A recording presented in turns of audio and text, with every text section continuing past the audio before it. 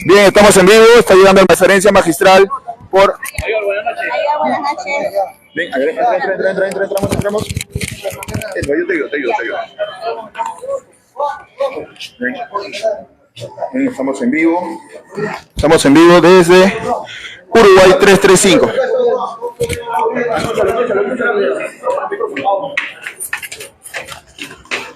Podemos... Oiga, el señor, un favor que... Por favor. Ricardo.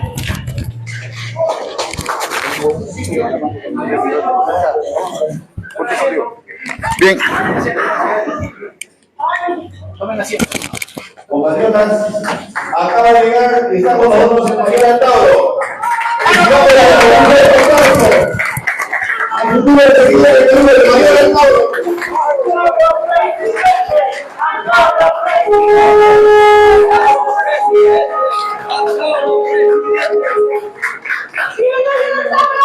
¡Viva! ¡Antauro presidente! ¡Antauro presidente! ¡Antauro presidente! Micrófono.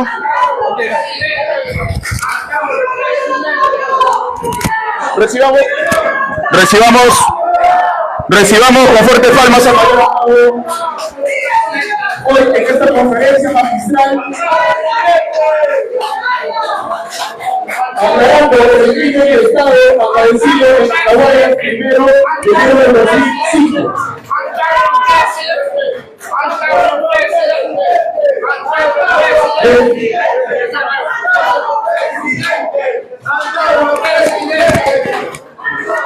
En la mesa de honor nos acompañan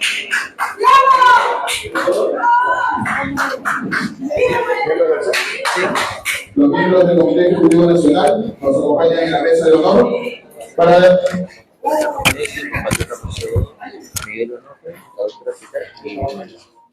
compatriota Rosemary, la compatriota Pilar Roca, el compatriota Miguel Onofre y José Godoy.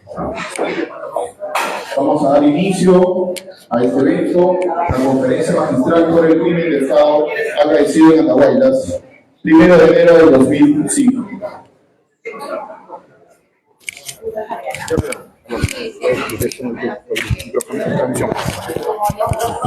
¿Usted me dice cuánto tiempo pasamos? No, Pilar, tú eres de escuela, tú tienes que presentar. ¿Ya? Ah, Tú eres el que va a desarrollar. claro, el tema es el andahuaylazo, ¿no? Ya. José Godoy, ¿dónde está? Ya. Ya, ahorita está en camino, pero ya podemos... Arrancamos en un minuto. Hoy ya podemos arrancar. Sí. Ya. Buenas noches, todos los compatriotas presentes y a los amigos también que están presentes esta noche.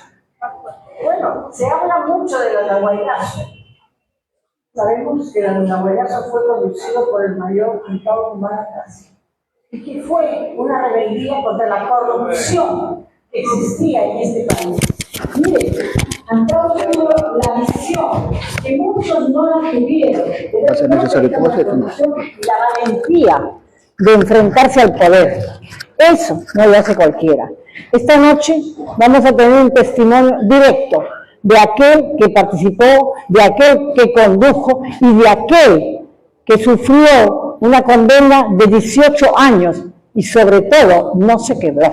Siguió adelante y ahora está con su partido, con su gente y esperemos que dentro de poco sea el presidente del país. Gracias.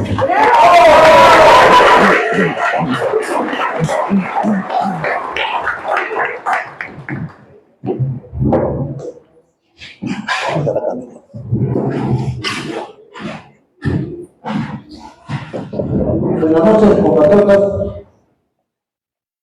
Acá estamos reunidos los militantes, dirigentes del democratismo, amigos también extrapartidarios, y estamos contentos, muy aparte de por el tema esclarecedor de esta conferencia, estamos también felices porque el Partido Alianza Nacional de Trabajo, Agricultores y Militares, y Obreros, ha logrado culminar con éxito esta etapa del calendario electoral, porque dentro de aproximadamente 4 horas y media, a las 12:00 se cierra la etapa y el plazo para inscribir militantes para que puedan llenarse las listas congresales y senatoriales y hasta la plancha presidencial de nuestro partido y de todos los partidos para el 2026. Ahorita hay una cola tremenda y seguramente va a haber problemas a las 12 de la noche. No todos van a poder ingresar justicia. Entonces, esto para mí es una satisfacción, creo que para todos nosotros, porque nuestra organización política, aún sin tener su congreso fundacional, que lo vamos a hacer la próxima semana, el equipo del congreso fundacional oficialmente ha terminado el pacto del partido andante. Entonces, yo felicito a los compatriotas del CEN, a la compatriota Rosmery, a la compatriota Walter, a la compatriota Miguel, y especialmente también a la compatriota José Rodríguez, secretario general. Pido un aplauso para el Consejo de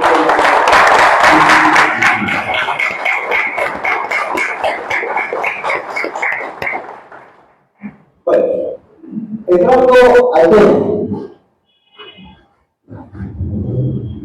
Hemos tocado el andahuaylazo, que es nuestra rebelión, porque últimamente dentro del fuego militar se está causando interés, nuevamente interés, o por lo menos se está volviendo a discutir la posibilidad al respecto.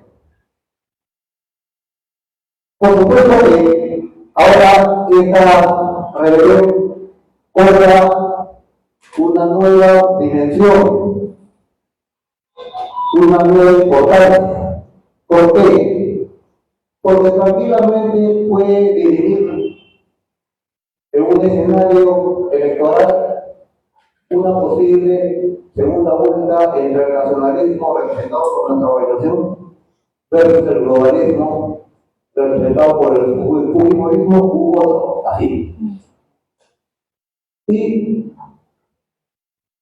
la principal ataque o el principal ataque que se apunta siempre contra nuestra candidatura es el asesinato de policía, el andahuaylazo. Pero nosotros sabemos lo que realmente pasó. Sin embargo, la verdad o la falsedad o la falacia jurídica todavía prevalece, pero va a ser parte de la campaña electoral. Y simultáneamente nosotros también tenemos herramientas, pruebas que nos han facultado efectuar un recurso de revisión. Que inicialmente fue rechazado, pero que la semana pasada ha sido readmitido gracias a unas maniobras jurídicas ultraderecha. Bueno,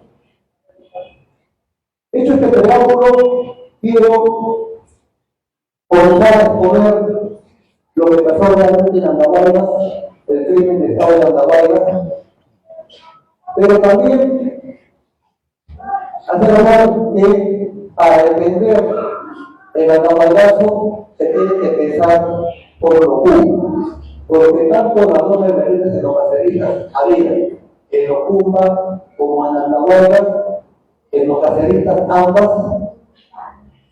El manifiesto político de ambas lo escribo yo, uno en Coquepala y el otro en Andahuaylas, y son una continuidad muy actual. ¿Por qué? Porque son dos alzamientos militares contra la constitución de Fujimori y Montesinos. Es decir, nosotros fuimos unos precursores. Yo siempre digo que los reservistas del neocacerismo, esos regentes de los pueblos de Andahuaylas, son precursores de la nueva república que hemos pretendido refundar vía las armas en 2 ocasiones y luego un estado cautiverio. Ahora estamos con la inscripción en la mano y eso no quita que tengamos el mismo objetivo, simplemente la forma cambia. Ya no mediante las armas, sino mediante el voto. Y hemos superado muchas cosas, momentáneamente, como la pretensión de otros partidos y del mismo Poder Judicial o la Fiscalía de anular la inscripción de Antauro. Y después, la misma ley Antauro ya no contra la organización misma, sino contra el candidato natural mismo. Eso todavía queda como una espada de Damocles, no podemos cantar victoria, porque todavía queda la segunda legislatura de este año y la primera del próximo año. Entonces, todavía está la espada de Damocles cierre sobre nuestra candidatura. En todo esto, el acabotazo es determinante, va a ser determinante. ¿Por qué? Porque vamos a probar que hubo un crimen de Estado y que los rebeldes estuvieron 18 años en cautiverio injusto. Entonces, quiero también expresarles que, hablando de Locumba, porque Locumba estamos de todas las Guaylas, y voy a hacer un preámbulo con Locumba antes de entrar plenamente a la Nahuaylaza. Miren, compatriotas, el 5 de abril del 92 es un parteaguas en la historia republicana del Perú, por lo menos en el tránsito del siglo XX al siglo XXI. ¿Por qué? Porque ahí, luego de la caída del muro de Berlín y la caída del campo socialista y la institución de la URSS, sus repercusiones posteriores en el mundo subdesarrollado son la imposición del globalismo o del globo neoliberalismo, como más exactamente denominamos los economistas. Y surge una nueva imposición del mercado internacional, para lo cual las nuevas transnacionales requerían tener manos libres en este nuevo escenario global que Francis Fukuyama denominó el fin de la historia. Ahora nos damos cuenta que Francis Fukuyama se equivocó, pero entonces lo daba por la verdad impoluta. Era un problema para todo el mundo global. Entonces, dentro de ese fin de la historia, había un problema en los países de color subdesarrollado del hemisferio sur, como el Perú. Tenían unas constituciones que tenían candados nacionalistas que pedían el libre saqueo nuevo de la privatización, extranjerización. Entonces, en el caso del Perú, estaba la Constitución del 79, que tuvo un tercio de participación nacionalista y terrorista, que no es suficiente para escribirle esos candados, porque la mayor parte de esa Constitución del 79, con la constituyente del 78, fue conformada por partidos de derecha popular para el PPC, pero un tercio fue de izquierda nacionalista. Estoy hablando del año 79, es decir, esas conquistas sociales que se imprimieron en el capítulo económico de la Constitución del 79, en verdad son producto del gobierno militar de Velasco y luego también Morales Bermúdez de Corineo se tuvo que aceptar ciertas cosas, digamos, nacionalistas que fueron representativas en la Constitución del 79 del capítulo económico. Entonces, el año 92, con Fujimori, obviamente era un problema cómo entrar a la ola privatizadora, porque esa constitución no lo permitía. Entonces se explica así el 5 de abril del 92. Se explica así el CCD y se explica así toda esta orgía que estamos soportando. Entonces, ante eso, la reacción de los sectores patrióticos del país, tanto de Fuerzas Armadas o Fuerzas Armadas, obviamente, fue también contundente. Legado de las Fuerzas Armadas, los famosos baguazos, arequipazos, guinabazos, etc. En contra del grupo neoliberalismo. Y en el cuerpo militar hubo 3 revoluciones militares. La del general Jaime Salinas, el 13 de noviembre del 92 y las dos rebeliones de los caceristas, tanto en Locumba como en Andahuaylas.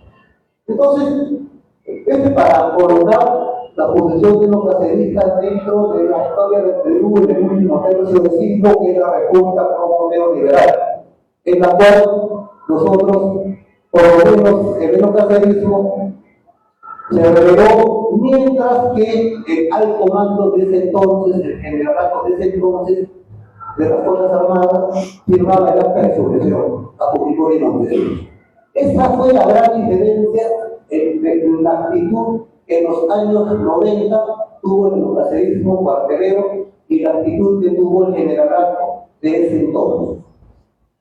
Y que hasta ahora siguen algunos presos, como de Rosa Ríos, Saucedo, el mismo Montesinos. Siguen los generales del montesinismo, siguen todavía presos y están muriendo en la prisión, como Salazar Monroy, contra los cuales nosotros nos rebelamos. Entonces,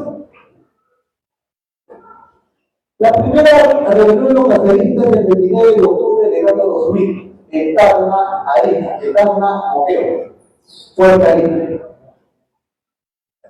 Ahí hay un manifiesto político que yo escribo en Toquepala de la FAUDA Perú Fútbol por Progreso. Y ahí se pone específicamente lo que estamos sosteniendo ahorita, el problema del país de la Constitución de Fujimori y Montesinos. Entonces por ahí surgió un periodista de Huila, que en ese entonces ya era un periodista, digamos, antiguo, como Beto Ortiz, lanzó la famosa teoría de la cortina de humo, que Locumba era una cortina de humo para distraer al público con respecto a la fuga de Vladimiro Montesinos y del Benito Calixto.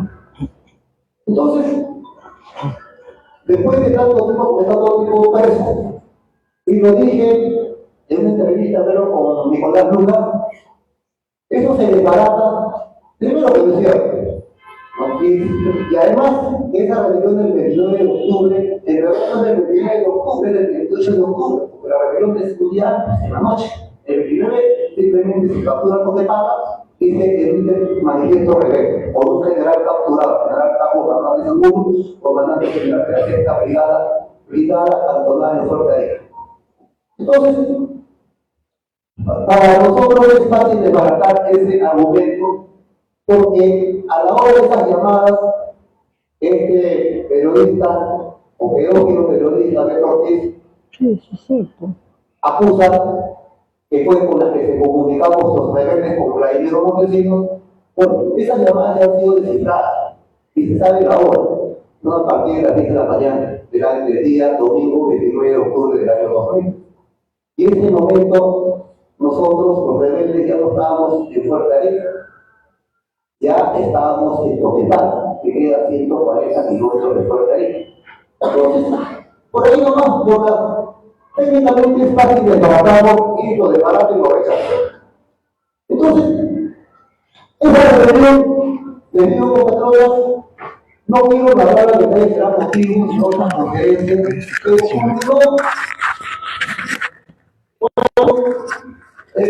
a poner Fujimori huye al Japón. A los 20 días de rebeldía, estoy entrando con 1.700 representantes de la ciudad de Cama, y ahí me dijeron que Fujimori había huido al Japón, o a y la había renunciado por Cama. Entonces, las Fuerzas Armadas, el presidente, dejaron de perseguirnos, entonces nosotros nos paseamos, porque no hay presidente, las Fuerzas Armadas tampoco están en condiciones de soportar una nueva comisión de la verdad. Entonces, en ese interregno, en ese caos de noviembre del año 2000, es que el entonces presidente de transición, Valentín Paniagua, se comunica con los rebeldes y nos dice que mientras más rápido le pongamos las armas y lo reconozcamos, más fácil para él indultarnos. Además que su gobierno se llamaba de transición democrática. Estoy hablando del año 2000, estoy hablando de hace casi un cuarto de siglo. Éramos más muchachos, no teníamos canas.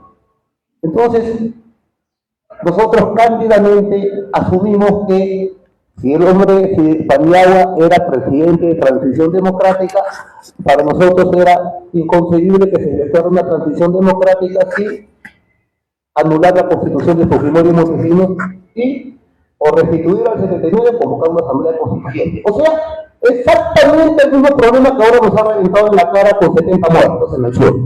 Exactamente el mismo problema. Una transición frustrada, una transición estafadora. Entonces, Paniagua no se quiso hacer problemas porque problemas había. Estaban metidos generales presos, el Fujimori huido, Montesinos huido, Hermosa Reyes preso. Entonces, le deja la papa caliente, se la deja a Toledo. Y Alejandro Toledo asume el gobierno el año 2001. El año 2001. Y acá quiero hacer un paréntesis. Muchas veces, y eso también fue motivo de la polémica que tuve con Philly Butter hace como 2 meses. Cuando hablamos de Locumba, yo le dije, Locumba fue determinante, fue lo que determinó la huida del japonés. Entonces él no quiso entrar en la discusión, pero me dijo, esa es tu versión. Esa es tu versión. Porque también, no me lo dijo, pero obviamente sé que se refería a eso. Muchos atribuyen la caída del régimen Fuji-Montesinista a la marcha de los 4 suyos, al video Curi-Montesinos, pero yo les quiero hacer referencia. Todo contribuyó. Es más, si vemos desde donde empezó la debacle fue en Iquitos. Cuando el pueblo de Iquitos casi lo lincha a Fujimori y a los generales en el hotel de turistas. Incendiaron el hotel de turistas y medio Iquitos se sublevó con el Frente Patriótico de Loreto. Entonces, ahí comenzó ya la debacle del japonés. La marcha de los 4 suyos, claro que lo marcó, por supuesto, pero el régimen todavía aguantó un año más. Y los $70.000 que tenía Olivera, que es un mérito para haber comprado el video Curi Montesinos, bueno, también obviamente golpearon moralmente al régimen, pero el régimen siguió vivo. Siguió vivo. Es más, en julio del 2000, yo me acuerdo porque estábamos haciendo el seguimiento al régimen, hay una intervención de la OEA que manda, que instala una mesa de concertación entre la oposición congresal y por otro lado Fujimori y como árbitro la OEA, y lo presidía un guatemalteco de apellido Stein. Y ahí, en esa mesa de concertación, se llegó a un acuerdo entre la oposición congresal y el gobierno de Fujimori, que Fujimori se quedaba hasta el 28 de julio del 2001. Es decir, más allá de la marcha de los 4 suyos, el video Curi Montesinos, ya se había pactado que Fujimori se quedaba hasta el 28 de julio del 2001. Entonces, en mi análisis, yo dije, y los etnocaceristas dijimos, no puede quedar el terrorismo, se tiene que ir ahorita. Y claro, esa fue una estrategia política. Entonces yo me acuerdo de conversando y convenciéndolo entonces a Ollanta, que todavía no nos traicionaba, para convencerlo yo le hice una comparación, un símil, y le dije, el actual régimen Fujimori está igualito, haciendo una analogía, está igualito como estaba el boxeador George Foreman en el 8º round en su pelea contra Mohamed Ali en Fight, en 1965. No sé si ustedes vieron la pelea, bueno, la mayoría lo habrá visto. Y van a ver que en el 8º round, efectivamente, Foreman, que era un hombre imbatible, era un molino de golpes, el hombre ya estaba agotado, y solamente le faltaba un soplo para caer.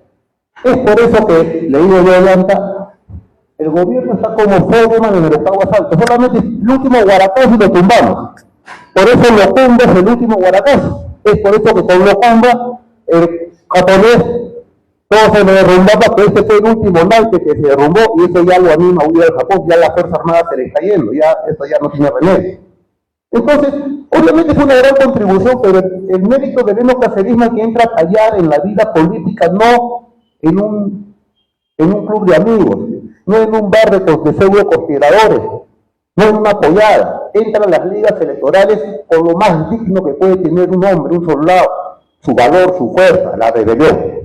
Ese es el pacto sangriento y glorioso y patriótico del etnocacerismo. A diferencia de las otras 39 agrupaciones que van a competir con nosotros, todos domesticados, desde el nacimiento mismo. Nosotros somos rebeldes desde el nacimiento, desde el mismo vientre de nuestra madre. Entonces, ahí entra el etnocacerismo, el Locumba, entra a callar políticamente. Y su gran mérito es que presenta un personaje en la vida social del país, como un personaje motor de cambio. Ya al lado del obrero, del campesino, ahora es el reservista. Entonces, ese es el gran mérito del democratismo, haber colocado al reservista como un elemento, como una persona social al mismo nivel que los obreros y que los campesinos, como un ente de cambio. Entonces, podemos clasificar al enocacerismo o a Locumba como una reacción cuartelera, hermana de la de Jipazo, hermana del Baguazo, hermana del Lavazo, contra la constitución de Fujimori y Montesinos, por consiguiente contra el globo neoliberalismo. Esa es la ubicación histórica del enocacerismo, del etnonacionalismo. Entonces, retornando al relato, entra Toledo y se denomina gobierno de transición democrática nuevamente, igual que Valentín Paniagua. Entonces nosotros los democraceristas, que ya habíamos sido amnistiados, porque Paniagua cumplió su palabra, fuimos amnistiados, estuvimos 18 días presos en el Castillo Real Felipe y el Congreso nos amnistió. Entonces, en libertad, yo fundo el periódico Ollanta. Y le puse Ollanta, el nombre de mi hermano. ¿Y por qué le pongo Ollanta? Porque siempre he sido un militar, como militar disciplinado, siempre he reconocido la cadena de mando, así nos han formado desde la Escuela Militar de Chorrillos. Entonces, para mí era lo más coherente que se podía hacer. Además, que todavía no se revelaban las falencias de mi hermano en ese momento, estoy hablando hace 24 años, un cuarto de siglo. Éramos más muchachos también. Entonces yo le pongo el periódico Ollanta y comienzo a convocar a los mandos reservistas que habían formado conmigo en la rebelión anterior, que ya estaban desempleados, desocupados, como siempre están nuestros licenciados, trabajando por el menú del día, ganándose la vida así, en un ejército más duro que es la calle. Entonces, les digo, les animo, la rebelión no puede quedar en sí, es el parte de una revolución política. Y comienzan ustedes a ver por las calles a los reservistas difundiendo un periódico que escribía el que está frente a ustedes. Y ahí comenzamos a diseminar toda la ideología que permanentemente hemos chancado y ya lo tiene parte del pueblo en su cerebro. Les hemos hecho despertar, les hemos hecho abrir los ojos.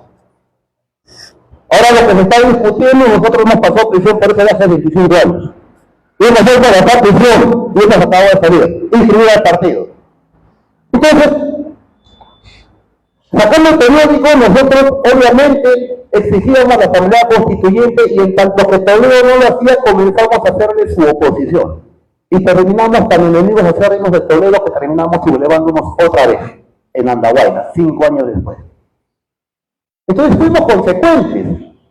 Y ahí en esos 5 años entre Locumba y Andahuaylas, que es el auge de la prensa endocacerista, 5 años de concientización de la mente, del cerebro popular,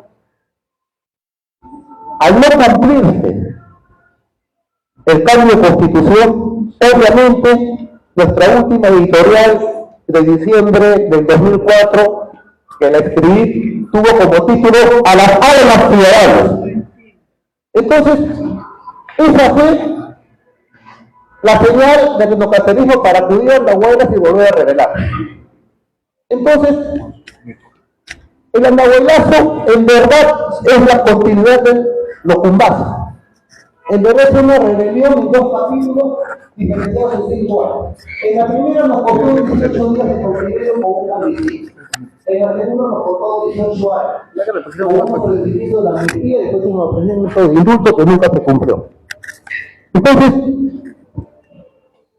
ahora que estamos en la vía electoral y el andahuaylazo, entendemos y sabemos que nuestro rival va a ser un representante del globalismo, o sea, va a ser una colisión perfecta, nacionalismo versus globalismo, Atahualpa versus Pizarro.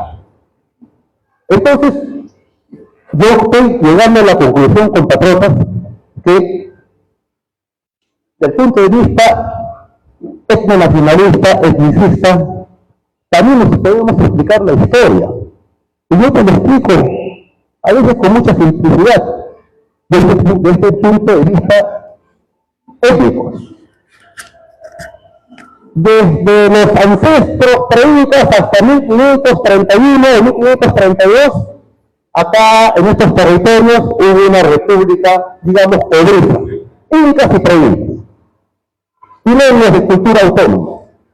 Desde 1532 hasta 1824 ha predominado la República Española.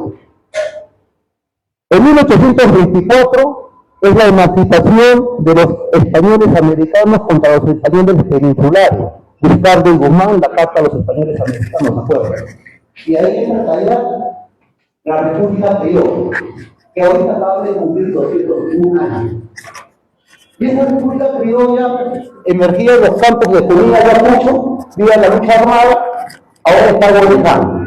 Y su último tercio de siglo es su extrema unción, que es los 7 o 8 delincuentes de derecha como de izquierda presos o suicidados. Todo en función a la constitución de Fujimori y Montesinos, globo neoliberalismo. Pero ahora, en nuestro afán refundacional de la República, lo que se va a implantar es la República mestiza, la República chola. ¿Por qué? Porque ya la demografía ha cambiado. Nosotros somos el único partido político que hace historia y combina la demografía. Claro. Ahora, en los 12 censos que ha tenido el Perú desde el primero con el virrey Toledo en 1570, hasta el último, que hubo en el 2017, si no me equivoco, con Pedro Pablo Kuczynski, han habido 12 censos. Y si se estudia estos 12 censos, se va a ver, hay mucha información ahí que nos ayuda a entender la historia, porque esos censos establecidos desde 1572 han tenido siempre referencia racial o referencia étnica. Inclusive el de Kuczynski lo tuvo. Han habido solamente dos. El penúltimo y el antepenúltimo que no lo tuvieron, el resto lo han tenido. Entonces uno puede tener idea de cómo ha evolucionado nuestra demografía. Ahora mestiza, predominantemente mestiza, chola, de toda la sangre. Por eso que nosotros en los caceristas entramos a este campo, que es muy incómodo para muchas filosofías, digámoslo así. Pero es real. Y mientras no lo tomemos en cuenta, vamos a tener un diagnóstico errado de nuestra realidad y no vamos a acertar con el pronóstico. Entonces, lo que nos estamos sosteniendo es que ahorita, luego de la República Obrera, después la República Española, de ahí la República Criolla, ahora le toca la República Mestiza, la República Chola. Y claro, el problema es un problema de identidad. ¿Por qué? Porque si bien es cierto ahora el mestizo, nosotros somos mayoría demográfica, también tenemos un problema, el problema del Garcilaso, que Lara Garcilaso, porque nuestro mestizaje no es producto de un romance histórico, es un producto de una violación histórica. Entonces es un mestizaje conflictivo que tiene cada peruano en su cerebro. Entonces en nuestro mismo cerebro, en que tenemos toda la sangre, hemos estudiado los genes caceristas, que esas todas las sangres son hegemónicamente de ancestro biológico cobrizo. O sea, recontra inca y preinca. Y hasta se puede porcentualizar. Se puede hacer eso. Pero no hay una tesis universitaria al respecto. Hemos tenido que hacer esa tesis desde los cuarteles plebeyos. Y ahí llegamos a una conclusión que si somos individuos y división de alma y cuerpo, y división de pensamiento y cuerpo. Por eso somos individuos, no nos podemos separar. Entonces, así como cada persona es un individuo, la nación como individuo, ¿cuál es su alma? El alma de la nación, ¿cuál es? ¿Cuál es su cuerpo de la nación? Su cuerpo de la nación es su población y su alma es su cultura. Entonces, nosotros como nación estamos definiendo nuestra identidad dentro de ese mestizaje que está en nuestra cabeza y nuestra biología. Y mientras no definamos esa identidad, no podemos tener proyecto nacional. O sea, en conclusión, compatriotas, yo me cansó de pensar en mis celdas 18 años. No puede haber un proyecto nacional si no hay identidad nacional. Y mientras no lo definamos en nuestro cerebro, los peruanos, vamos a tener problemas. En el neocacerismo, por lo menos, nosotros consideramos que hemos definido. Y esa esencia de toda la sangre de nuestra República Chola tiene que ser evidentemente andina. Entonces, obviamente, como tenemos un problema neuronal, un problema de identidad en el cerebro, porque existe la palabra alienación, ser cholo no implica pensar como cholo, como se dice que es cholo se cree medio cholo, que es medio cholo se computa medio blanco, que es medio blanco se computa blanco. La consigna es occidentalizarse día a día, extranjerizarse día a día, tener egofobia, odio a nuestro ser mismo. Cuando en el neocacerismo solo buscamos tener egofilia, amor a nosotros mismos, por esa es nuestra identidad. Entonces, ¿qué pasa? Si bien es cierto el mestizo es hegemónico demográficamente, también es el más débil físicamente, porque tiene ese complejo. Es por eso que en esta república mestiza los primeros cholos de presidente han hecho ridículos. Porque esa crisis de identidad, uno de derecha, como Toledo, pobrecito, ladrón, choro, cínico, contra el cual nos hemos rebelado en Andahuayla. El otro chorro de izquierda, Pacoyún de Castillo, pobrecito, incapaz. Entonces, claro, son los primeros espermatozoides fallidos que salen de la República Chola para presidir la República. Nosotros aspiramos a ser la representación inteligente, valiente, coherente y digna de esta República Chola, con el neocacerismo en el poder. Entonces, ¿por qué le estoy diciendo esto, compatriotas? Porque también es necesario para entender el andahuaylazo, porque es lo que nos motivó a nosotros, la identidad, porque es bien bravo convencer a alguien para capturar un cuartel. Lo que hicieron ustedes, convenzan a alguien para revelar. A ver, convenzan. Primero convenzan ustedes. Y una vez que estén convencidos, decídanse hacerlo. Decídanse hacerlo. Porque esa es la diferencia. La diferencia es la convicción. Entonces, imagínense no convencer a uno, convencer a 600. Porque a Andahuayla pudimos 600 reservistas. Cayeron 180 presos porque solamente había 180 fusiles en la comisaría. Y teníamos que entregar 180 armas. Les entregábamos 180 armas, solamente entregábamos 180 reservistas. Los otros a esconderse con la población. Entonces, ¿qué es lo que puede alimentar a un licenciado que ya no es soldado, ya fue soldado, es un civil, a irse a un pueblo lejano, sin plata, a dormir en los perros, en los parques, en el mercado, esperar la llegada del mayor, alinearte, bajar de los cerros a las 3 de la mañana, sin armas, pero que se empieza a revelar hasta tu fusil? No, nos rebelamos sin armas. ¿Y dónde están las armas? Hay que capturarlas en el cuartel. Eso hay que hacer eso. O sea, algo francamente bien difícil de hacer. Pero se hizo. Entonces nosotros siempre decimos hay un dicho en la ingeniería militar, un refrán de muchos siempre en los ingenieros militares: lo que es posible ya está hecho, lo que es imposible se hará. Entonces, eso nos caracteriza a nosotros. Me acuerdo aún cuando sacamos el primer periódico Ollanta con ridículos 2.000 ejemplares, porque a los 2 años estábamos en 180.000, ese primer tiraje. Nos tiramos los 11 reservistas que iban a repartir esos 2.000 ejemplares por la ciudad de Lima, era la primera edición, y yo les dije: ¿acá está José Pando? No. Ahí está José Pando, él estaba entre esos 11. Muy bien, hace 24 años. Le dije a José: compatriota, si yo les dijera, era diciembre del 2001, compatriota, si yo les dijera que en 5 años podemos llegar a ser gobierno, podemos poner un presidente, todos me miraron como si fuera un lunático, un Leganime, ¿no? Pero, o sea, les pareció tal cosa, eso no se puede, eso no podemos soñar nosotros, no podemos soñar estas cosas. Me equivoqué. En 5 años no fue. En 5 años ganamos la primera vuelta con Ollanta en 2006. Perdió la segunda con Alan García. Y se vuelve a ganar en 2011 y se ganó la presidencia. Que nos traicionaron es otra cosa. Nos dejaron en la cárcel es otra cosa. Pero esas ideas, esa manera de actuar, rebelde, díscola, como quiera, da resultados. Ha puesto presidente. Tiene la potencia para poner presidentes en el Perú. El problema es solucionar el problema de la traición, de la cabeza.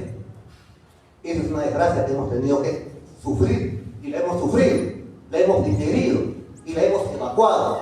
Ahora estamos como nuevos a la segunda batalla que nos da la historia, este 2026. Entonces, compatriotas, yo les digo, en esta Nahualazo, para mí lo más valioso fueron este grupo de muchachos, de reservistas, jóvenes peruanos y peruanas. Hubo mujeres, presas inclusive, ¿no?, que se animaron a bajar sin armas, a agruparse, marchar por las calles en plena lluvia a la 1 de la mañana, aquel 1 de enero del 2005, y enrumbarnos en el cuartel Los Chantas, de frente. Pero ¿qué había pasado? Y estas son cosas que pasan. El comité de Andahuaylas, el secretario general, el compatriota Atilio, hasta ahora me acuerdo, él pensó que no iba a haber rebelión. O sea, pensó, no van a llegar a una rebelión, a pesar de que ya hemos hecho locura. No, pero, o sea, así, es muy difícil ser rebelde. O sea, para él era algo inaudito, ¿no? ¿Cómo van a capturar un cuartel? Entonces, cuando comenzaron a llegar cientos de reservistas de todas las direcciones, caray, esto va en serio. Pero yo no había hecho los contactos necesarios en los momentos necesarios. Entonces, yo cuando hago planificación para capturar un cuartel, yo no lo planifico entrar por la pared, trepar la pared, sorprender el torreo. No, yo entro por la puerta. Te pido que alguien me abra la puerta. Entonces, dice que tenía que tener un sargento, jefe de guardia, en ocasiones. Tenían que abrirnos la puerta y entraba pues toda la manada de frente a los almacenes, a sacar las armas, sorprender a la tropa, a los reclutas, etc. Porque todos son licenciados, todos son veteranos. Pero ese turno ya había pasado porque este secretario general pensó que no había y ya no se podía abrir la puerta. Y nosotros estamos bajando de los cerros. Me informa, mayor, no van a abrir la puerta, nos están esperando con ametralladoras y hay alerta, porque han duplicado la guardia. Efectivamente, no habían duplicado, habían triplicado la guardia y había ametralladoras más en las calles adyacentes. Entonces, ahí nomás sobre la marcha, plan B. Plan B era la comandancia de la policía. Siempre hay que hacer un plan B, hasta un plan C si se puede. Y entramos con el plan B, que también nos dio resultados. Y ahí, obviamente, un policía, 2 policías, centinelas, año nuevo, 12:30 de la noche, ven a un 600 reservistas uniformados marchando por la calle hacia la comandancia en plena lluvia de noche, y adelante de ellos un mayor del ejército, flanqueado por otro, ¿no? Entonces, obviamente, ese guardia se queda sorprendido y deja aproximarse a esta masa. Y en ese entonces se le decía, yo le decía, feliz año nuevo. Y al abrazarlo, ya que los reservistas le arrebataron el fusil, unos cuantos golpes, y comenzó a entrar la manada, y ahí se sacaron las armas. Se sorprendió la guarnición totalmente. Entonces, el Andahuaylazo arranca con un grupo de patriotas sin armas, no digo desarmados, porque desarmados dicen que teníamos armas y nos desarmamos y entramos, no, sí, inermes, se entra así al almacén de las armas y había 180 hermosos fusiles y como 60 pistolas. Entonces salen los 140 enlocateristas armados y toda la guarnición de la policía capturada y el resto de la policía borrachos mandando patrullas y me recogen a todos los borrachos policías toda la huella. Inclusive estaban tan borrachos algunos que a las 5 de la mañana ya la comisaría ocupada por los enlocateristas. Vino un policía de un mototaxi borracho para que le firmen su papeleta de permiso porque se iba a Lima. Y yo le firmó su papeleta de permiso y se ha ido a Lima. Se ha ido a Lima, se fue a Lima. El último. Entonces,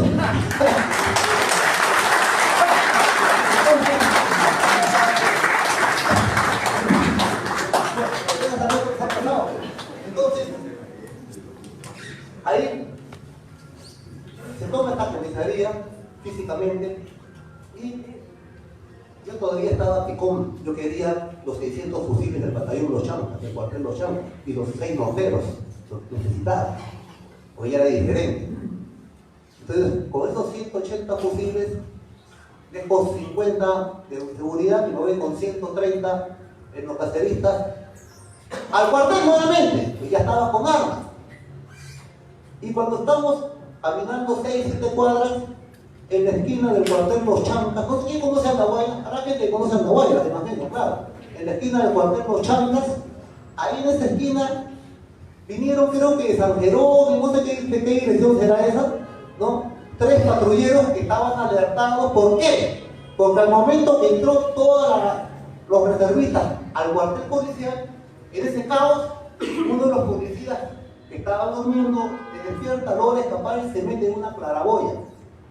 Y ahí con su teléfono, porque ya era la primera generación de celulares, eran las primeras generaciones que filmaban, fue la primera reunión que se filmó en tiempo real. Entonces, ahí ese policía llama por teléfono a las comisarías de otros distritos, de San Jerónimo y Talavera, no, ¿ya? Y ahí dice, los terrucos han capturado. Él pensó que éramos terroristas, subversivos, pues. De Sendero Luminoso, él pensó eso. Entonces salen 3 patrulleros embalados y se cruzan con todos esta compañía de 180 reservistas armados hasta los dientes. Y ahí comienza la primera balacera en la misma esquina del cuartel Los Chancas. Felizmente puros heridos, 6 soldados heridos, y 3 reservistas heridos y 6 guardias heridos, todos al hospital se evacuaron. Pero una balacera en la esquina de un cuartel pues alerta a cualquiera. Entonces se frustró este segundo intento. Tuvimos que replegarnos y ahí comienzan a armarse las barricadas. 8 barricadas. Se emite el manifiesto rebelde sobre la toma de un patrullero. Todavía estaba borracho en Puntasal. Lo hacen venir. Y esas primeras 24 horas para nosotros fueron 9. Lo sabíamos el efecto sorpresa, yo sabía, hasta que reaccione, mande la orden, que viaje la brigada de fuerzas especiales, teníamos unas 24 horas para organizar. Se hacen las barricadas, se dan conferencias, bueno, es una serie de cosas. Se intentó tomar otras guarniciones, se bloquea el aeropuerto, bueno, pero yo he estado en zona de emergencia y he participado en las operaciones contra el Ecuador el año 95, entonces tengo experiencia en combate.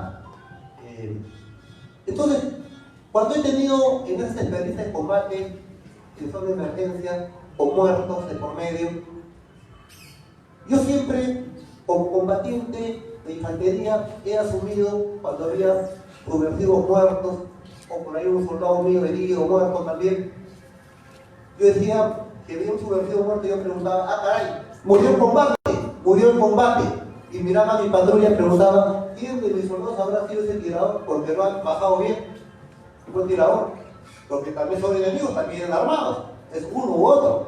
Entonces, la verdad le digo, comandante, no he tenido cargo de conciencia porque era en igualdad de condiciones, fusil contra fusil, podía ser bien yo o podía ser el otro.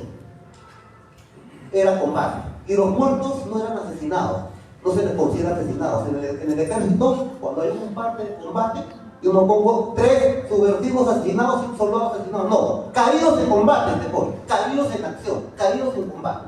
Entonces, para mí cuando caen estos 4 policías en plena balacera, en una de las barricadas, yo asumí automáticamente, ah caray, tengo 180 reservistas armadas, tengo 180 bocas de fuego, voy a ver de cuál de esas 180 bocas de fuego ha salido esos disparos mortales, para conocer a este buen tirador, porque es un buen tirador, porque esos soldados, esos policías, esa patrulla, no venían con flores, por si acaso, venían armados hasta los dientes, y no venían a felicitarnos, venían a matarnos. Nosotros estábamos rebeldes contra el torero y ellos defendían al torero, en su derecho, cada uno en su derecho, el rebelde y el represor, uno de los dos tienen que ser. Entonces, yo asumí eso. ¿Quién de mis reservistas, porque han caído en combate, no han sido asesinados? Entonces, jamás en ese momento se imaginó que esos policías habían sido asesinados por la espalda por fuerzas del orden. Yo hasta entonces asumí que uno de mis reservistas habría sido. Y en buena ley cayeron en combate. Y ese reservista no tiene nada de qué lamentarse, porque era asumida la de él. Entonces, esa fue mi posición ante los jueces, ya cuando terminó la rebelión, me voy al juicio. Entonces, a medida que comenzaron a profundizar en las pruebas y el juicio, cuando se descubrió, yo en mi celda de Piedras Gordas, me llevaban a mi juicio, en una camioneta de limpia, llegaba todo cansado, todo agotado. Me llamó la atención que como a todos los que pasamos ese juicio, que todos los policías las balas que les habían perforado el cuerpo, habían ingresado por la espalda, y de arriba hacia abajo. O sea, les habían disparado desde los cerros de atrás. Entonces, algo que causó pues una conmoción en pleno juicio. Entonces, la misma defensa de los policías pidió una reconstrucción de los hechos, que es en todos los juicios debe haber. Mi defensa, obviamente, recontrapidió la reconstrucción de los hechos. Y los jueces prometieron la reconstrucción de los hechos. Entonces, ustedes han visto seguramente algunas filmaciones de que vienen a mí hace 20 años botando sillas, mesas en un juicio, haciéndome expulsar. Bueno, eso lo hice porque fue mi posición en tanto no haya reconstrucción de los hechos, de que no me prestaba a un simulacro y prefería estar en mi pabellón de mi cárcel jugando fulbito, porque no me interesaba el juicio. De los jueces hagan lo que quieran, yo quiero jugar fulbito en mi pabellón, condenen nomás, no hay ningún problema. Entonces, por eso me hice expulsar. Entonces, no se hizo la reconstrucción jamás. Es el único proceso judicial republicano, en la crónica republicana, en la cual habiendo asesinatos, homicidios, de policías nada menos, y encima 2 reservistas también, no se hace la elemental reconstrucción de los hechos. Es el único juicio. Hasta por el Paguazo, hubo 25 policías muertos, nunca se hizo la reconstrucción allá en Pagua. Y se absorbió todo, por si acaso, ahí se absorbió todo. Entonces, con el Andahuaylazo nunca hubo reconstrucción. Y no nos juzgaron en Andahuaylas como decía la ley, nos juzgaron a 1000 kilómetros de Andahuaylas en Lima. ¿Por qué? Porque todo el pueblo de Andahuaylas estaba con nosotros y el Poder Judicial no podía garantizar, ni siquiera el INPE garantizar que el pueblo no nos sacara o no nos salvara.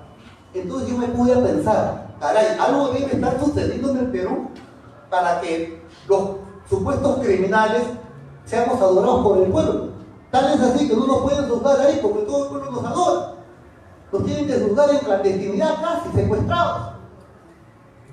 Entonces ahora también lo estoy viendo, debe estar pasando algo en el Perú para que un asesino de policía como el suscrito, cuadramente asesino de policía, secuestrador de policías y de soldados, esté punteando las encuestas y seamos los favoritos para ganar las elecciones. Algo debe estar pasando en la República. Claro, está despertando la República Chola, porque la República Tirulla está en decadencia, está muriendo.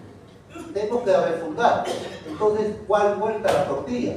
Los malos de antes ahora somos los buenos, y los pseudo buenos de antes ahora son los recontramanos. Eso está pasando.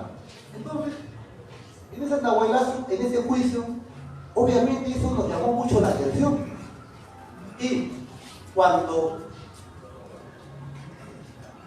estamos sospechando algo, obviamente mi posición ante los jueces fue decirle, señor, no hay asesinatos, son caídos en acción de armas. El mismo presidente de la República, que es Toledo, ha asistido al entierro de estos 4 policías como principal deudo de estos 4 policías, porque los principales deudos de estos 4 policías no eran las viudas, era el presidente de la República que representa a la nación. Estoy hablando en términos teóricos, en términos jurídicos.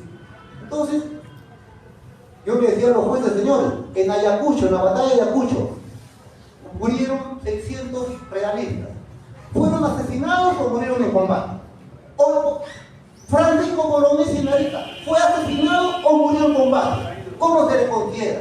Entonces, obviamente, para los jueces peruanos que nunca han hecho servicio militar, no conocen si un fusil se carga por Abancara o por Retrocara, no tienen cultura militar, obviamente no diferencian esas cosas. Nosotros sí las diferenciamos, totalmente. Es más, en la resolución que se les asciende póstumamente, caídos en acción de armas, textualmente. Pero el Poder Judicial no lo tomaba así, no, son asesinados. Igual, soportamos y soportamos la sentencia. 25 años clavados, ¡pum! 25 años clavados. Hicimos una apelación a la Corte Suprema y ahí los 5 jueces de la Corte Suprema se dividieron en 2 grupos. Un grupo presidido por Villestein, juez de extrema derecha, y otro grupo presidido por Luz Beatriz Rodríguez, juez conocido como de tendencia izquierda.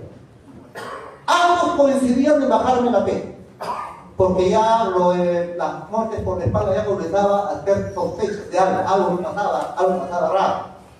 Entonces, Duberly era partidario de bajarme los 25 años a 19 años. B-State era partidario de bajármelo a 17 años. Al último se impone Duberly y me quedo 19 años, no 17 como proponía B-State. Es decir, si hubiera impuesto la tesis de B-State, hubiéramos postulado en el mismo momento que Castillo. Y seguramente hubiéramos ganado la elección y no hubiera pasado lo que pasó con Castillo. Cosas de la vida. Bueno, por algo será también. Entonces, ya sentenciado, ya recontra sentenciado, como dicen en términos carcelarios, recontra chapado, es que me viene un técnico del INPE a anunciarme la visita del abogado Ricardo Franco de la Cuba, mi gran amigo. No ha podido venir porque está pues, con un problema en la pierna. Y Ricardo, en la sala de abogados, me entrega un folder color verde y decía Plan de Operaciones Andahuaylas 2005. Abro las hojas con unos 80, 100 folios, todos documentos originales de clasificación estrictamente secreto y reservado y hasta confidencial. Originales del Ministerio de Defensa. Y me cuenta la historia. Los había rescatado porque él es abogado de varios oficiales que buscan la reincorporación. Se paseaba por el Pentagonismo. Y están incinerando documentos, un soldadito cuidando esa incineración, y como este abogado es curioso, le gusta caminar con su bastón, se queda mirando los documentos, y por eso digo que el Pachacama es el Pachacama, es nuestro Dios. Entonces, encontró ese folio, lo que le llamó la atención, Andahuaylas 2005, mi patrocinado Santauro, lo levantó y se dio esa gran sorpresa. Sacó de su billetera 20 soles, que me regaló el soldadito para que tomó su menú y se llevó el plan de operaciones y me los entregó en Chorrera. Y yo dije, esto es gravísimo. Esto prueba que en Andahuaylas, en conclusión, no es hecho plan que prueba. ¿Hay filmación? Ya. ¿Qué prueba es? Prueba que en Andahuaylas hubo un crimen de Estado. Un crimen de Estado. Ustedes seguramente dirán, caray, mayor, esas cosas no pasan en el Perú, es muy descabellado hablar de un crimen de Estado. Eso se ve en las películas. ¿Qué pasa? No pasan esas cosas en el Perú. Pero yo les digo, compatriotas, pasan y a menudo. Pasan y a menudo. Les voy a contar el penúltimo, porque el último ha sido el Andahuaylazo. El penúltimo es el de la marcha de los 4 suyos. Acuérdense que en la marcha de los 4 suyos,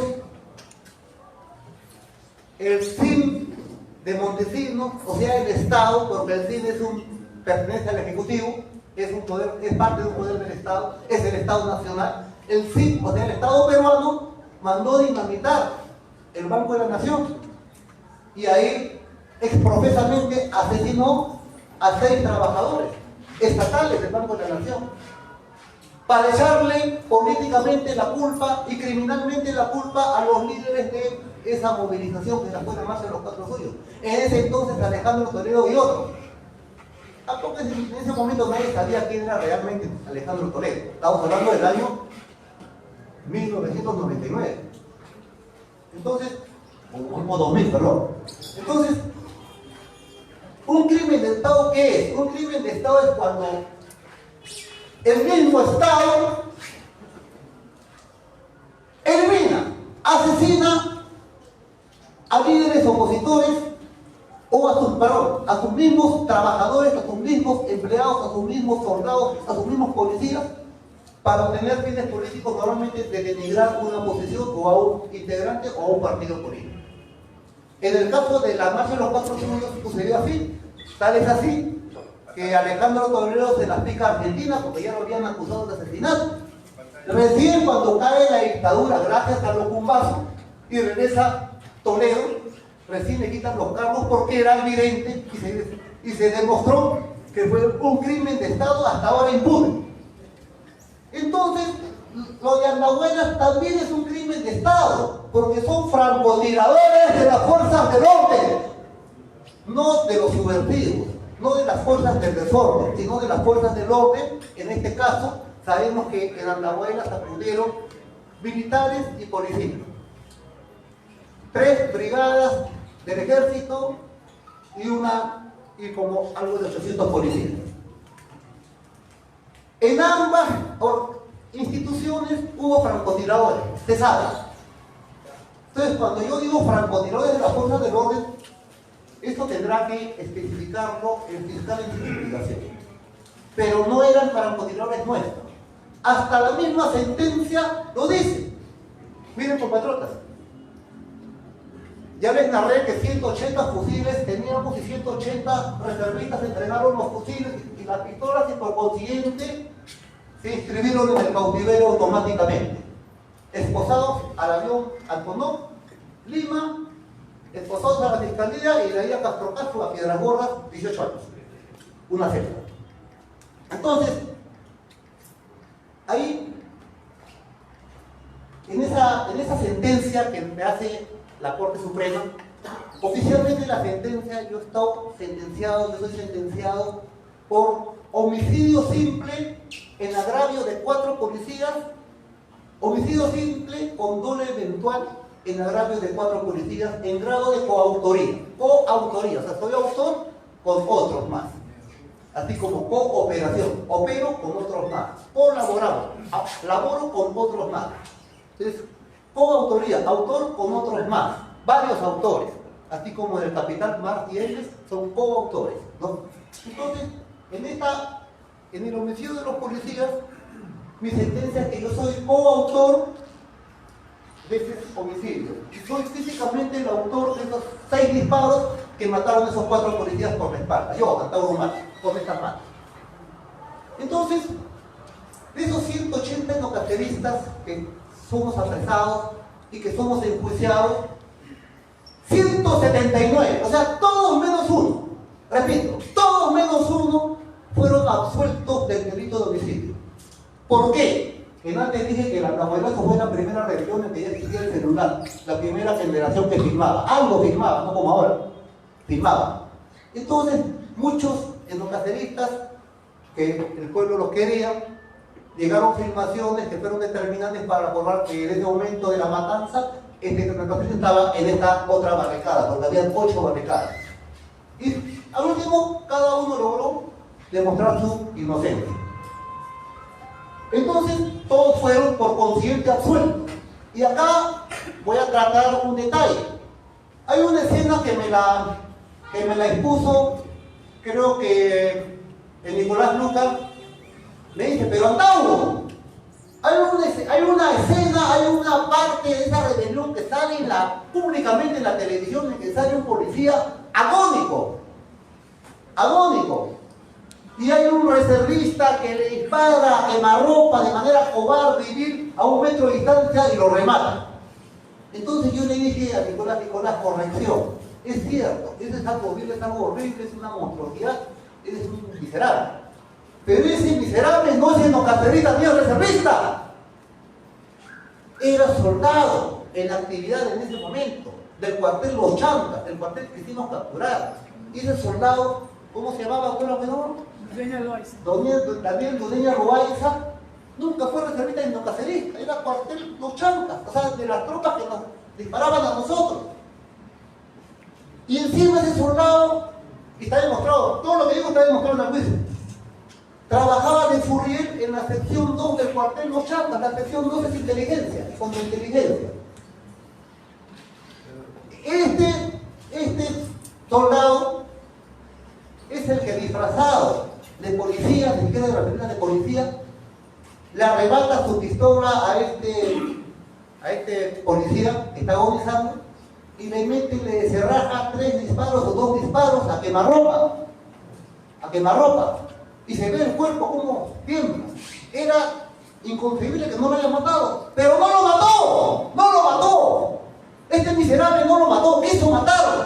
Porque las balas se quedaron en el chaleco. Está demostrado. Entonces los jueces lo absuelven y lo condenan por tentativa de homicidio. No mató, quiso matar. No mataste, pues. Te condeno por tentativa. Entonces fue absuelto. Hasta el que no era endocastrista fue absuelto. Entonces, los jueces obviamente no podían, ¿qué hago con Antauro? Le dijeron, como es nuestro poder judicial, que son jueces igual que nuestro presidente, apestosos, incompetentes. Estoy hablando de las vacas sagradas. Gabriel Rodríguez, Villa Espey, San Martín, todos estos parionas, pues, miserables. Entonces, estos pensaron en su incompetencia, caray, lo estoy absolviendo a Antauro, lo estoy absolviendo al famoso Centinela y lo estoy absolviendo a este otro. Pero habrán otros que se han disparado. No, todos habían sido absueltos.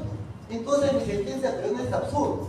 O sea, yo soy el único que según los jueces he disparado. Sin embargo, en ese mismo juicio sale esta, porque cuando uno salimos de Atahualpa todos nos hace pasar la absorción atómica.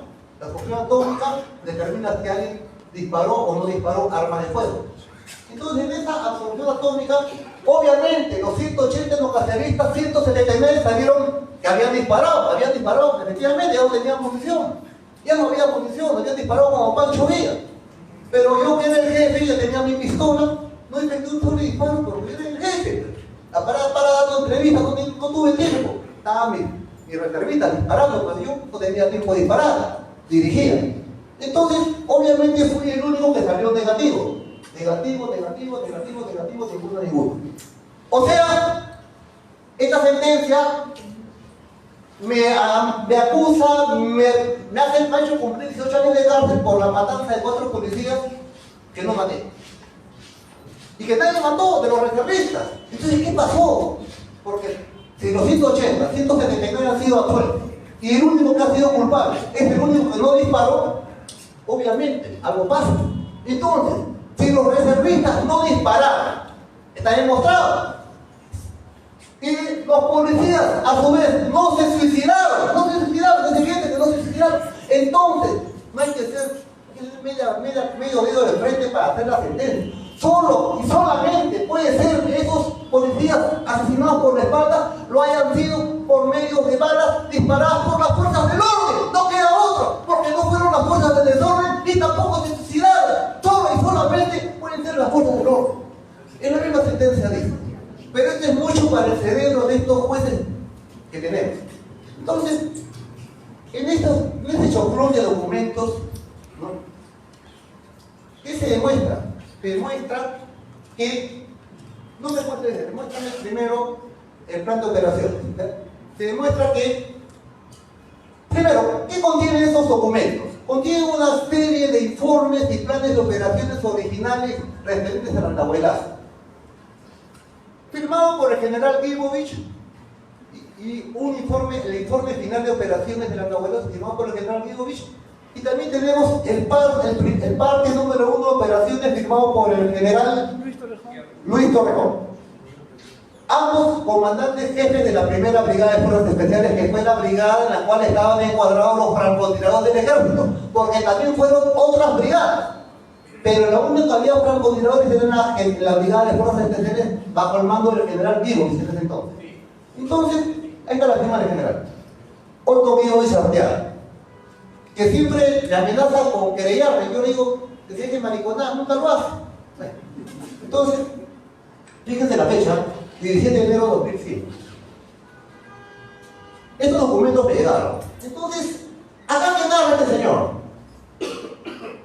Primero quiero hacer ver cosas de forma. Este señor, el 17 de enero de 2005, él firma como comandante general de las fuerzas de brigada de la primera brigada de fuerzas especiales. Pero ese 17 de enero de 2005, él ya no tenía ese puesto, él ya había sido cambiado hacía 10 días. O sea que pone un sello que no le corresponde, se pone en un carro que no le corresponde, y ese documento apócrifo, digámoslo así, es el que manda a la fiscalía dándole una versión falsa, porque el fiscal, cuando averigua homicidio, Bueno, ¿qué dice el ejército? Participó, debe su informe. Ese informe ya viene con la gran mentira o una gran falsedad. ¿Qué dice este señor? Entre otras cosas, dicen, falsificando sellos, todo, que él llegó a Andahuaylas, ese entendió ya su defensa, que él llega a Andahuaylas con la Brigada de Fuerzas Especiales el día 2 de enero en la noche. O sea, cuando habían muerto ya los policías, porque los policías murieron el 2 de enero a las 6 de la mañana. Y ya había, entonces, y después narra todos los hechos tal cual, pero todo lo corre un día. Pero sin embargo, él, ya sintiéndose ganador, le manda una carta a César Hildebrand.